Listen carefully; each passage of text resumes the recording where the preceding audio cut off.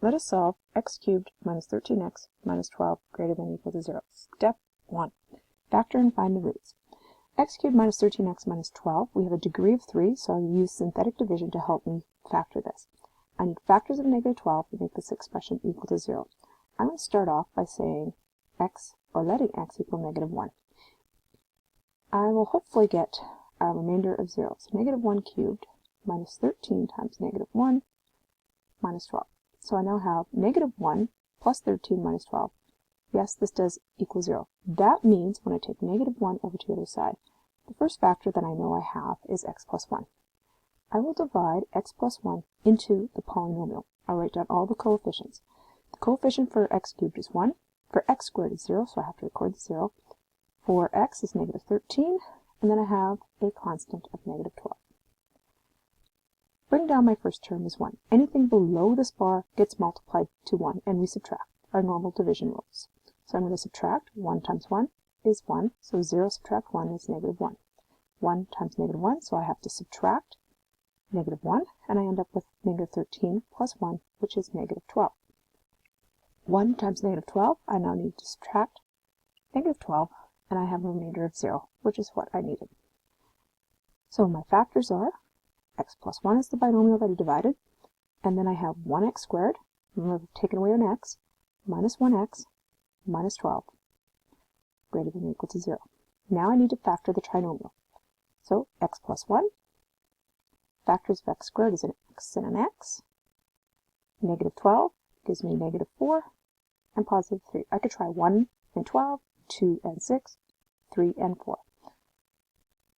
Negative 4 times x is negative 4x, x times 3 is 3x, add them up, I get negative 1x. Now I need the roots. If I were to set each one of these factors to 0, I'd have negative 1, I'd have 4, and I would have negative 3. Next step, place the roots on a number line and divide into intervals. Here's my number line.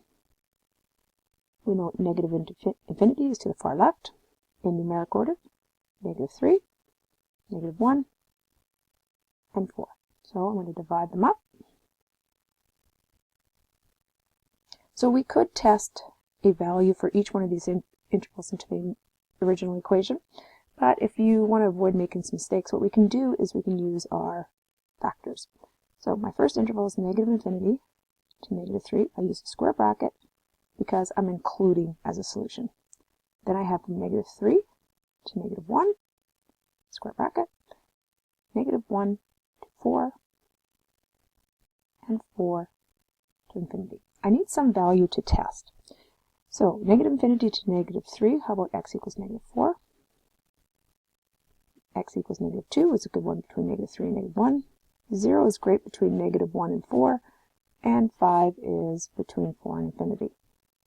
I could place each one of these values into the original equation, or what I could do is I can list my factors, x plus 1, x minus 4, and x plus 3. And that's the step I'm doing right now. Pick a test value and state if each test value is positive or negative. So if I put negative 4 into x plus 1, the answer is negative. Put negative 4 into x minus 1, the answer is negative. And negative 4 into x plus 3 is negative. Next, we're going to put negative 2 into each one of those factors.